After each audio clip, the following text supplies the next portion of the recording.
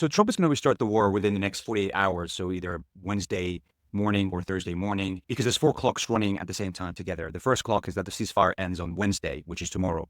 The second clock is that the temperature is rising in the Middle East. It's reaching 35 degrees. So you need to start it as soon as possible, because otherwise the US military is going to suffer. The equipment is going to suffer. You get into summertime, it's going to reach 40, 50 degrees. You can't operate at that level efficiently. And at the same time, the moon is a crescent, which means that it's going to be dark at night and you can actually do what you need to do to land on wherever you need to land. And every day that passes is going to be brighter and brighter and brighter. The third clock is the War Power Act, which states that you have 60 days from when you start a war to basically end it.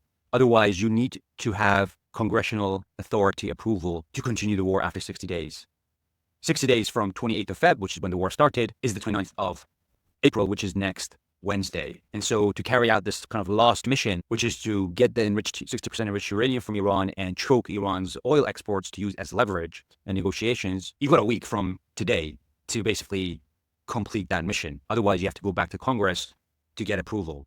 That's assuming Trump cares about the Constitution and what you need to do to start a war, continue a war. And the fourth clock is the USS Bush, which is the aircraft carrier. It's the third aircraft carrier that's being deployed to the region and is going to reach the Arabian Sea either tomorrow, Wednesday, or the day after, Thursday. This is where it is right now. This is where the USS Bush is in the east of Africa, and it's moving to the Arabian Sea, where it's joining the Abraham Lincoln to start its attacks on Iran. There's also the Gerald Ford, which is in the Red Sea.